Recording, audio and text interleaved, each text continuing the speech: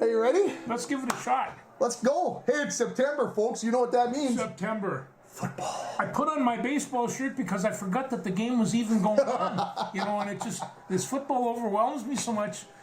But, Thursday night, there was 3 games that I watched. That Gophers, UMD, and Broncos. Oh, and the Broncos. Of course. And all 3 teams won, and that is very rare for me. You've got to kind of get a disappointment, but I was very enthused about our Bulldogs. I thought that they came out just smoking. Apparently the Bulldog quarterback kind of looks like Joe Cap. He does a little bit like Joe Cap, and he runs over people, and he's a very good runner. He's got a couple of good running backs to go with him, and then the offensive line is still in development, but they showed these young kids they're nasty looking boys. I'll tell you. So I think that Coach Wise has an opportunity to surprise a few people because they weren't slated to finish particularly well, and so maybe we'll have a little surprise for those Beavers before it's done anyway. Yeah, we got to get after BSU. They're ranked 10th in the nation, did I see? They were actually 8th. Okay. And there's no reason that they shouldn't be. They have a very fine team. They've got all their returning, or most of their returners coming back. The last 4 or 5 years, they have developed some real good ball players. You mentioned to me this morning we were working on the Blues Hour. It's Saturday when we record this. This is a rare Saturday show. I mean, Colorado, TCU on the TV in the other room. But when you mentioned this morning while we were doing the Blues Hour that when UMD hosts Bemidji State, you're going to probably have to go. Are the grandsons going to be there? I'm not sure. They don't like going to the Because if the grandsons are going to be there, they're big Bemidji State fans. Yeah. I want to be there not to watch the game. I want to be there to kind of divide the frakes out. The oldest one didn't talk to me for a couple of weeks, and he got this from his other grandparents because they're really hardcore Beaver fans. And of course, face it, once you're a dog, there's nothing you can. Might as well get past. You're a dog. Yeah, you're a dog. It's just the way that it is. So Bulldogs beat Northern Michigan. What did they say? 46-10. First time that the two teams had played since 1990. I was just shocked by that. 7, 8, 9, somewhere in there I saw. I was shocked that it had been that long. So. But the Gophers, or the Bulldogs came in. They hit them right off the bat the first quarter, and kind of set the tone. It really set the tone. They couldn't come back. Well, let's talk Gophers. I missed the first half. Had a home volleyball game. Was listening to the Broncos on the radio while I'm at the volleyball game. The Gophers, never a doubt, right? Never a doubt. We used to say, even when we coached, if you can keep the opponents to 2 touchdowns or less, you should have an opportunity to win. And say what you will about that Gopher defense, they kept them to 10. They intercepted a couple of passes, and ordinarily that would be the story of the game, but it's not. It was the catch that tied the thing up. There is no time left. This is the bottom line. This is 4th and a whole bunch. This is the Hail Mary that you think about so much. You said it might be the best Gopher catch that you can ever remember. I can't imagine something like that. In fact, it was so close that even you thought he was out of bounds, and then you take a look at that turf and it kicks up the black stuff. And the reason why I thought it was out of bounds when they showed it live, I'm watching it, and you could see the black pebbles over the white sideline, and I'm like, crap, he's out of bounds. Well, then, of course, they slowed it down, and they show you where those black pebbles come from, and obviously Daniel Jackson, there was no doubt he was in bounds, but how about keeping the left leg up and getting the right leg down? Yes. Pretty athletic play. And for the last couple of years, we've been worried about the receivers for the Gophers and Ottman Bell going down, and he's still really not 100%. No. And so, but these other kids are coming in, and then you have this great big brute that's a kicker, and he's Dragan Kezic? Yeah, Is that how his last name? I had the sound down the whole time because I was talking with Uncle Paul during while I'm watching it. Yeah, he's got to be 6'4". He's in the 250 range. He's a great big boy, and he's a lefty. He's a lefty. Do I got to trust him? No, he scares me. But I'll tell you what, when he hit that game winner, and he pumped the fist, he knew that as soon as he nailed it. Yes, he knew he hit it flush. Yeah. I like that. That's from what was 47 yards. 47 yards. 47 yards, and it had been good from 57? Yeah. Maybe more? Well, I would have rather it was from 37. Well, but they, I agree. But doesn't that give you confidence It that, does. hey, if we might, we might need one from 55? this, we're sitting there watching Primetime Sanders develop his team, and somebody said what he has done, he makes these kids believe that they can beat TCU, one of the top teams in the country, and you are one of the worst. Don't let that fool you.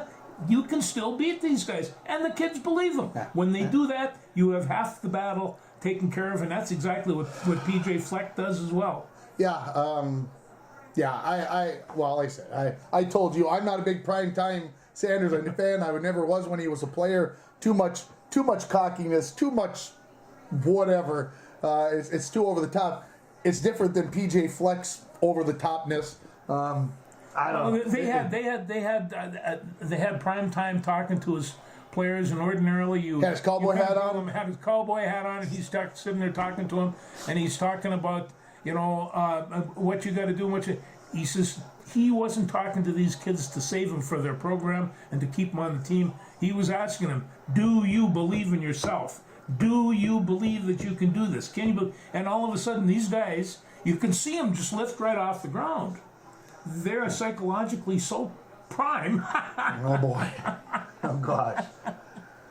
Did I hear 60 new players on the Colorado roster, freshmen and/or transfers? Yeah, there was probably Something actually like that. more than that, but there was more. It was the most players that they've ever had. I heard as many as 87 out of 100. So he's replacing a whole bunch, but they picked well. Tyler Nubin getting back to the Gophers, 2 Yes. interceptions. And They're saying he's NFL ready. Well, he very well might be. Both interceptions were Key. They were beautiful, and the second one, of course, eventually got him the win. So there's the kick, there's the interception, and there's the touchdown. That is the story of the football game, and it's And it wasn't Athan Kaliakmanis, that's for sure. He was not the story of the game. Yes, No. he threw the touchdown pass, but he did not, in my opinion, what I saw in the second half, did not look good. Oh no, I don't think he did either. And he came in last fall, and he was primed and ready to do all the rest of that stuff, and that's great. And I'm sure that he still has things to do, but they got a little break now. This first one against Nebraska, if they would have lost this game, they would have been in a world of hurt. Can't win them all if you don't win the first, as Yeah, our really good cannot. friend Nick Schenecker would say. Yeah. The Gophers had 55 yards rushing for the game. 55? Yeah. For the game. Well, From a team that averaged, 170 something last Well, year, I think? and on top of that, now you have no ball control. You cannot run the clock. There were times last year their opponents would get the ball once a quarter, Yeah. first quarter, because And even Nebraska's new coach, Rule. he complained at halftime that they only had the ball 3 times in the first half. They only had 3 possessions in the first half. Now I suspect that the Gophers must have been controlling the tempo a little bit, but Having said that, the Gophers are 1-0. They go to They play Eastern Michigan, not go. I think they're at home against Eastern Michigan. They're not the Chippewas. That's Western Michigan. That's Western Michigan. Chippewa, I don't know. Yeah. Anyway, Eastern Michigan. Okay, let's continue with college football. Sure. What else? What else did you see on Thursday and/or today that's got you wound up excited? This Well, weekend? it's one of the things where people are talking about whether or not Georgia can three-peat. And the last time there was a three-peat was 34, 35, and 36, and that was University of Minnesota. Hey, go Gophers! In the first 2 years, they didn't have a national championship. In 34, 35, they kind of had A vote, right? Yeah. And then the 36 season, they were national champions, but they weren't undefeated. They lost to Northwestern that year, but they only lost 2 games in 3 years. They were a good team. They were a very good team. Washington plays Boise State. I'll tell you, Boise State's got a tough job going into Washington. They're playing there. But I'll tell you about Boise State. They have a pretty good ground game. And, ground games sometimes can give you serious headaches if you're a defensive coordinator. And so they've got some people that can grind it out. So I'll tell you, if I had to pick, what they have them down for is like 21-point underdog. No way that's going to happen. Okay. I would say closer to 10. I I know you're a big Boise State fan. am a Boise State fan, yeah. Ohio State versus Indiana. Do the Hoosiers have any chance? You know, they're wondering whether or not they can right now. Right now, Ohio State's a 31-point favorite. You know, that being said, you know, Indiana kind of drove us nuts last year, and you know they could sneak something out. And this is in Indiana. It's not in Ohio. And Ohio State's going to have a couple of quarterbacks that they're going to be testing out. They will still win big. They do. LSU, number 5 in the nation versus number 8, Florida State. When's the last time we said Florida State in the top 10 at the start of a season? That's tomorrow night. That's Sunday night. That's Sunday night at 7:30. That's going to be a great game. That's going to be must-watch TV? Yeah, that's must-watch. Okay. I will watch that. Watch that game. I'm hoping that I'll be able to keep my eyes open long enough to be able to pull that one off. Let me see. There were some other games down here that I was taking a look at. West Virginia and Penn State. That might be kind of interesting. Yeah, the border rivals, you know, the states right by each other. That's right. And then Texas, San Antonio? San Antonio is playing Houston, and that's at 7 tonight, and that might be pretty interesting. Okay. The other one is I'm curious about Tennessee. Now they were coming on strong last year, and I want to see what's going to happen. But they're going to meet up with Virginia, and they're already underway. I know they might be close to being finished up as we record this on Saturday afternoon. I don't remember what the score was, but then of course you got North Carolina State playing the other USC. South Carolina, the other USC, and I'm real curious as to how that one turns out. South Carolina's, you know, who did what's his name Lee Corso pick this morning? Were you watching? I was not. I was watching, but he did not go with South Carolina. Yeah, well, I think that was a good bet. No. Is Duke Clemson going to be worth watching on Monday night? You know, I'm not so sure. But you know, Clemson has some things that they want to prove for last year, and I think that they want to come out storming. I'm not sure their offense is as good as it was last year, but they still got that nasty defense. And so, and Duke is trying to make it over the hump. They played well last year. They won a few games. They beat like Florida. They beat some other people, and you know, so it might be. You know, am I going to watch it? Well, it's Monday night. It's time for a little football, sure. Well, yeah. So, yeah. All right. Anything else college football that you want to talk about? No, but I tell you, I'm glad that the season's going on, and I'm real curious as to. Well, we're always glad when college football season. Yeah. Let's talk NFL. Let's do that. Let's do that before we leave football because we're not going to have a show next week. No. So we got to make our predictions this week. Yes. George is going on a blues extravaganza. I can't even. He's going to be gone for like a week, bluesing out, and heavens knows what else while they go on the road. But anyway, let's talk the NFL. Thursday night season opener. As always, the defending champion Kansas City Chiefs against the everybody's picking them Detroit Lions. Well, you know, Detroit's got a good team, and the thing of it is that I don't think they're the best team in the NFL. However, and it's you know they've got a great offensive line, which is the place to start. Their defense is getting solider and solider, and you know they have. I'm not sure a running game is a factor anymore. You know, and it's just you know. So if they can have the quarterback and they can get those receivers chucking, hey, I think Detroit can probably beat anybody on any given night. Whether or not they can be the Chiefs, I don't know. Yeah, I got a hard time believing that that Kansas City will lose at home with all the excitement. Could they? Absolutely. I think if the Lions were to go on the road and beat the Chiefs on the first game, I think that would maybe start me changing my mind, maybe making me believe that they are worthy of everybody else's whatever. And the reason why so many people are out in Vegas betting on them. Well, and I'm serious. I think that's why the experts are going. And they say down here the biggest question about the Lions is will they handle increased expectations? Because everybody has them. Yeah, last year nobody was expecting them to do anything. No. They were playing with house money, so to speak. They were, yeah. It's different this year. That's for sure. And they say about the Minnesota this fall could be hard if they fail to win close games as they did last year. Yeah, you know, and on Monday we'd all come walking in shaking our heads like because we couldn't believe what we saw on Sunday. Yeah, this past week they had the NFL's greatest games on ESPN2 one night, and I thought, well, let me see what game is on. What game was on? The Vikings versus Buffalo from last year. It was like I didn't remember all the twists and turns. It was crazy. So, Vikings play Tampa next Sunday in the season opener. But this could actually, Tampa could be a surprise team. You're not quite sure what they're going to put on. I haven't seen them play it down yet. Sure. But they were fairly talented towards the end of last year. Let's see what they can put together. And Tampa's has just a bit of that Buccaneer swagger, and I think that they're going to be a hard team to beat.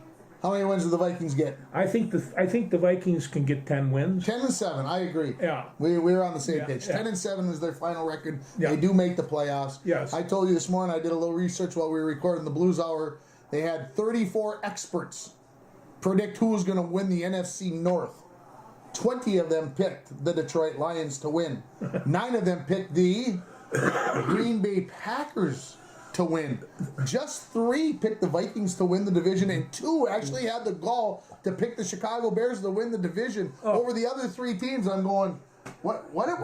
And I ask you, what are we missing? Well, I don't know. Is Detroit that good? And I can't. If they were saying about Green Bay, will the Cheeseheads have love for their new quarterback at the end of the season? And I guess that's the question. Now, and I remember last year, and this was always coming from Rodgers, but they were saying that Love was doing better all the time, and he was improving, and it takes a while to kind of get there.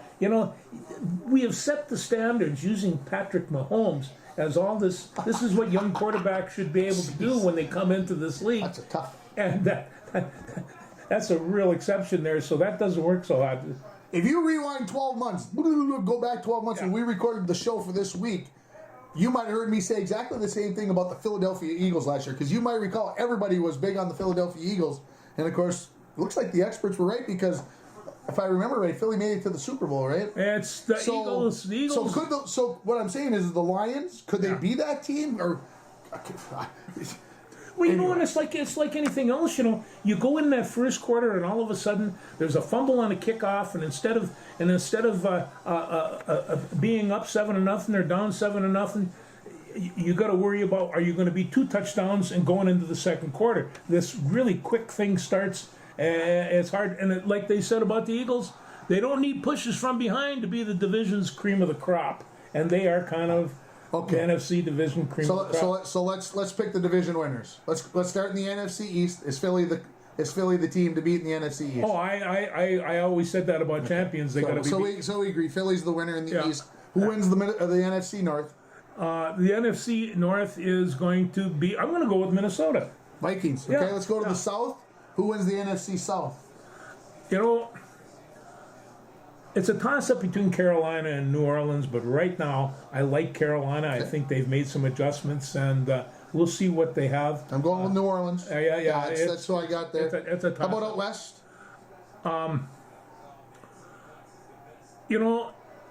I hate to say this, but it might be Seattle. Could be Seattle. How about San Francisco? San Francisco, they got rid of their quarterback, by the way.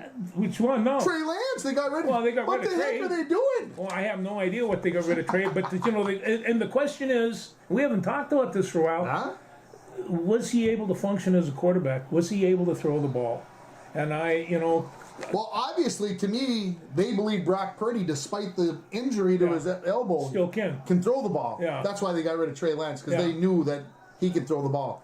Yeah, it's going to be very close, I believe, between Seattle and San Francisco, but I'm going with San Francisco to win the division. I can't argue very much with that. But, the question now becomes, do you want 2 quarterbacks on your roster, or do you want 3? As for me, I like having a third one.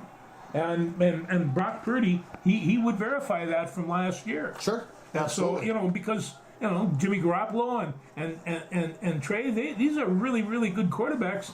Nobody heard of Brock Purdy, and all of a sudden he comes in and he's a superstar. Well, he's still got to go prove it in the regular season, because he only did it in the playoffs. Yeah. All right, who else makes there's 7 teams going to make the playoffs. Give me 3 or 4 that you think will fill out the last 3 spots. I think the Rams will. Okay. And Seattle or San Francisco? I don't know what to say about this. In San Francisco, and I'm going to go with Dallas. Okay. And I'm going to pick Detroit to make it in there over Green Bay. All right, let's go to the AFC and look at the East. How about the AFC East? Who are you picking? Buffalo was basically there last year, and I think that they and New England are going to rip each other up again, but I think Buffalo's going to come out on top. Okay, how about in the North? Cincinnati, Baltimore, Pittsburgh, which one? Oh, I think Cincinnati is still there, and they're going to have to and they're going to have to be taken down. But on the other hand, the other three teams, they're pretty good. Pretty good. How about the South? The division that nobody can seem to be dominant in. Well, it's probably, it might be Tennessee. It might be Jacksonville for every expert pick that I saw this morning. Jacksonville.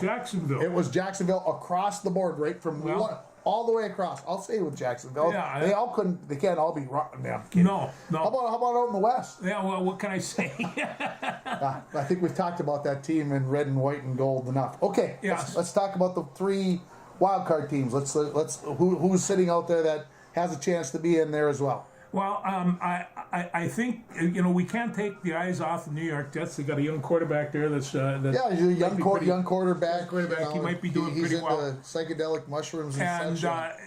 And I'm going to bring this up because Miami has had a bit of bad luck with their quarterbacks lately, and if they can get Tao to actually perform and stay on the field, they can be a pretty good football team. So I go with Miami, and then. Let's see what happens with Pittsburgh. They get... And I'm going Baltimore. Everybody seems to think Baltimore. Are the LA Chargers finally going to get over the hump? I'm not sure of that, and it's too bad because, geez, everybody's been waiting for him, and it's might be their year. It might be. Who wins each division? Who's going to the Super Bowl? Oh, I think that Kansas City's going to have to go, and I think that we'll go with. Probably Seattle, and I don't want to go against Philadelphia, but I think it might be Seattle because we can't have a repeat in the Super Bowl. I don't see that. When was the last time that happened? Long time. Yeah. I'm going San Francisco and Cincinnati. Joe Burrow comes through. There's my pick. They got a nice team last year. And Cincinnati wins it. And Cincinnati wins. Cincinnati wins the Super Bowl. There's my pick. Are we done with football? We can toss away football. Wow. That was probably only about a half hour right there, folks. Get used to it. It is football season. We've got 17 weeks until the end of the NFL, 18 till the end of the NFL regular season. So it'll probably be a half hour at the start of every show from henceforth. Where you want to move to? You want to talk about the Broncos as long as we can finish up that. The Bronco football team beats Ely. First time they played since 1976. Ely Northeast Range this time, as they do have some kids. The co-op is there for football. The Broncos win 25-18. I listened to a little bit of Coach's Corner this morning while I was cleaning up our Blues Hour, and Coach was talking about that. It wasn't the prettiest effort. There's things to be worked on, and isn't that what coaches say after every first game? Yeah, after first games they do, because what I mean. When you're playing it, you kind of think that you're doing pretty good, and then when you see that film and the coach does some analyzing, you see that your linemen are standing up and they're not getting off on the ball properly, and there's just those little tidbits that you get better with as the season goes on. Absolutely. There's a reason we did takeoffs and signal drills every game or every practice, because you got to do it every practice. Got to do it every practice. You got to get better. You got to get better. Football team goes to Hinckley Finlayson next Friday. And, of course, if you recall, and maybe you don't because that's not what you do and you don't have to, that's why you have us, right? Yeah, we recall. 49-48 last year. And Hinckley Finlayson gets stopped at the 1 foot line to preserve the 49-48 win on the 2-point conversion. It was a big game. Probably one of the most memorable games ever played in Bronco history. We seem to be getting 1 or 2 of those a year these days, though. But that was a dandy. For Hinckley to come all that way and for us to disappoint him was really a lot of fun. Yeah, I suspect obviously 2 different teams this year, but I think they'll have a little bit more of an edge in this game. They're going to be will. mad about that loss last year, and well, they should. Well, and and I said this about all the teams. Last year, Cooper Crandall kind of took all these people by surprise. He was only a sophomore, and although some people are he's not taking anybody by surprise this year. No, I don't think anybody's going to be. And I saw a lot of times he'd flank out, and there'd be two people on him because, well, it's best to have two. He can run. He can run. Little Fork Big Falls beats Big Fork. They have split. They're no longer North Central. North Home Kellier and Little Fork Big Falls have split. And Little Fork Big Falls came out and put a smackdown on Big Fork last night, 76-20 or 76-22. Sorry, I don't remember which one it is. But it's a lot of points. It was 54-0 with 5:45 left in the second quarter. So Little Fork had it well in hand. So congratulations to the Vikings. They got brand new unis and helmets and all that other stuff. So looks good for them. Bronco Volleyball's 2-1. They beat Two Harbors and MIB, MIB, yeah, and lost in 5 sets to Northwoods, 17-15 in the 5th set. The girls had lost the first 2 sets, won the 3rd and 4th set, had the FHS gymnasium freaking out, and they couldn't come all the way back. The Bronco girls did this last year down at Northwoods. Lost the first 2 sets and then won the last 3 sets. Right. They couldn't do it again. So fun stuff there. Was an exciting game on Tuesday night. Thursday night they took care of business. This Tuesday they're at home against Mesabi East, and I think Mesabi East might come with a little upsettedness at the Broncos, because you might recall in the playoffs last year the Broncos lost the first 2 sets and then came back and won sets 3, 4, and 5 in the playoffs to advance to the semis. That was a memorable match as well. So lots of good things. It's that time of year when all these high school kids are starting to go and school's starting up. Everybody's excited about school, and if we could only maintain that throughout the year and keep that kind of intensity, and I think you can. I guess it was after I left the schools that I realized that school spirit and wanting to be there are really an important thing, and it's just it helps if you're winning. And it really helps if you're winning. That's absolutely not saying true. That's what it's all about, but winning. Everybody gets excited. Everybody's excited about a Friday night or a Tuesday night or whatever it is. Swimming took on Northeast Range. The varsity won convincingly. I think it was 105-66. Don't quote me on that number. Maybe it was 106. Yeah. Anyway, and the JV team also won there. So the swimmers off to a 1-0 start. The Bronco boys cross country team got their first team win in years. That's how Coach Cheryl Hendrickson said, in years. They went over to Lake of the Woods. I don't know how many teams, I forget off the top of my head, but Abby Hutchinson on the girls' side and Lola Hall went 1-2 individually, and then they stopped at Caribou Coffee in Baudette, and I got, as the new athletic director, I got a nice phone call from the manager at Caribou Coffee about how polite and nice our kids were. So kudos to the cross country team. We have good kids here. I always knew that. And as far as I know, and I didn't get a report from Coach, but I believe the Bronco cheerleaders also won on Thursday night up at Ely against the. I'll just throw that in there. So Gopher volleyball. I want to go to that before Good idea. They played TCU Baylor in the Big Ten Big 12 challenge. And then they got to host Texas, who had been the number 1 team, lost to Long Beach State, went down to 7. So the Gophers lost to Texas in 4 sets. I didn't get to watch not a second of it, but they play Florida tomorrow morning at 11 a.m. on ESPNU. So. Well, this is what happens. The Gophers are one of the top volleyball teams in the country right now. They have to play these high-caliber teams. There's going to be losses. And there's going to be losses on this.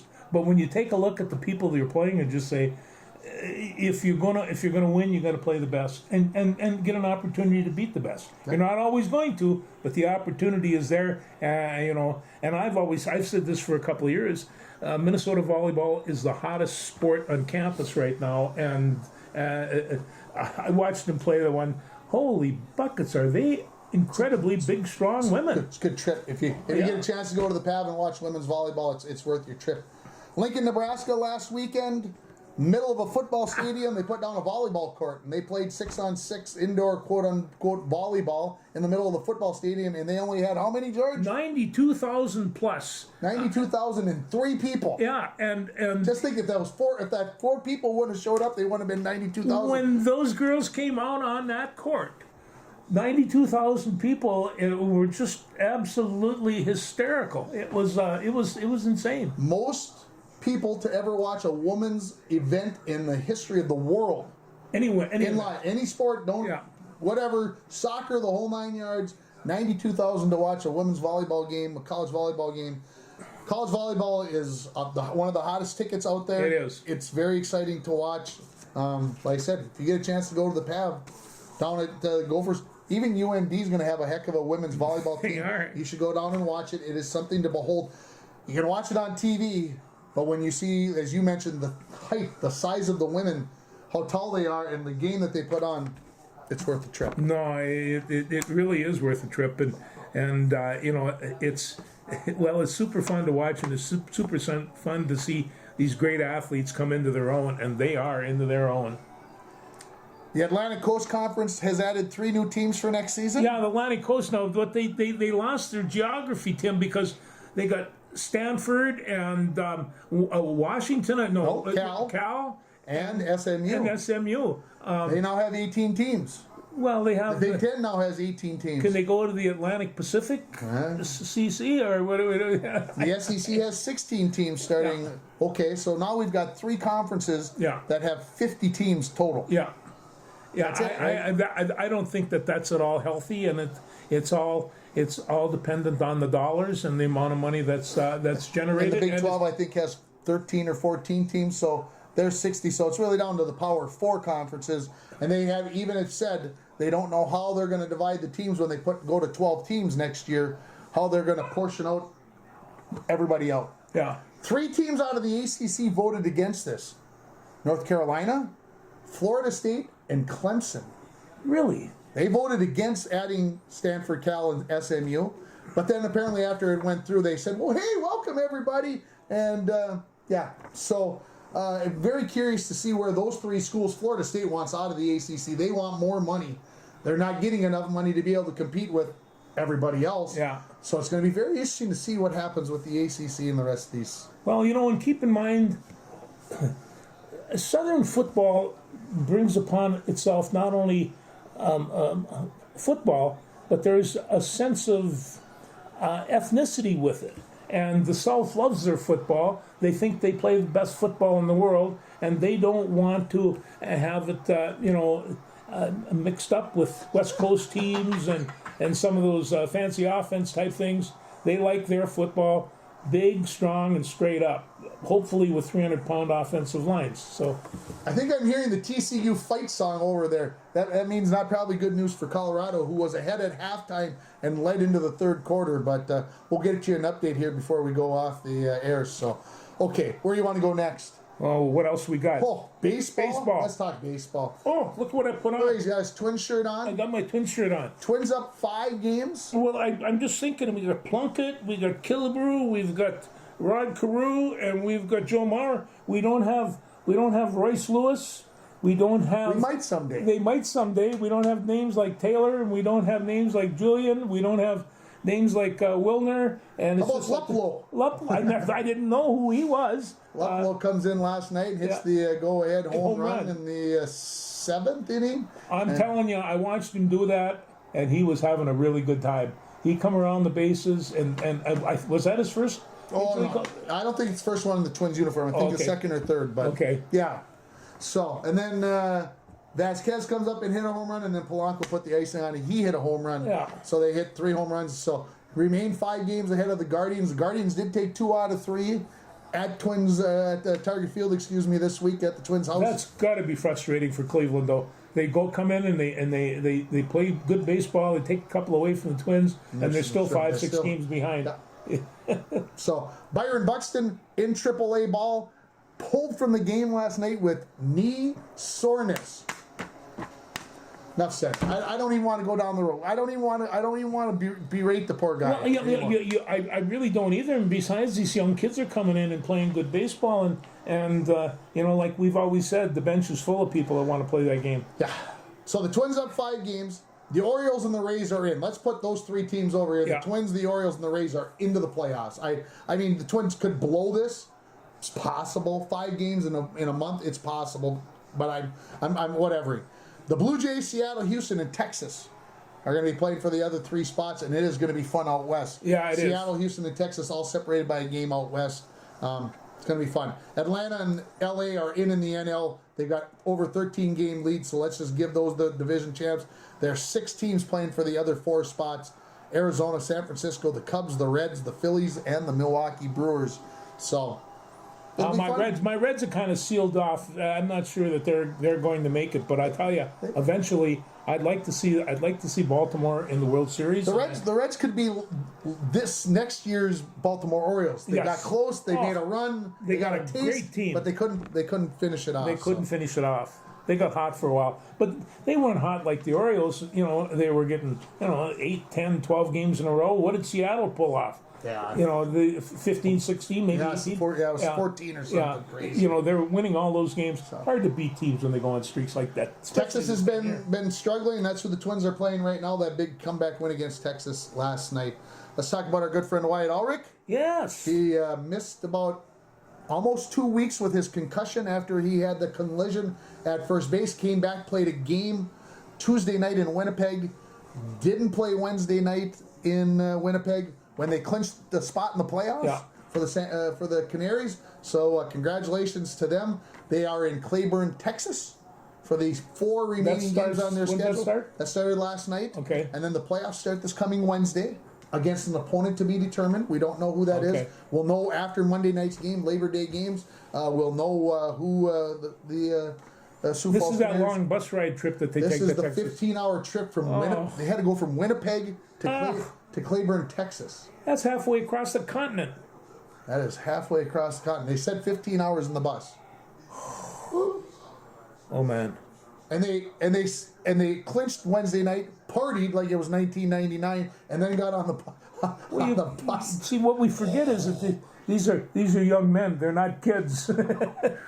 Anyway, White's batting 277. How long has it been since the Canaries have been in this position? In the playoffs? Yeah. I don't know for sure. So it's been a while. They had one coming, and I would imagine that manager probably bought a couple of those beers. I'm sure they had fun. They told Wyatt they're going to take it slow with him coming back. He played and then had a couple of... He didn't play last night, I don't believe, either. He'll probably be in the lineup tonight. We'll see what happens. And he does... I mean, I was looking through some of the stats. He's got like 10 more stolen bases than anybody else in the team. I think he had 29 or 30, and the next one behind him was 19. So he's the type of ball player that can hurt you in so many different ways.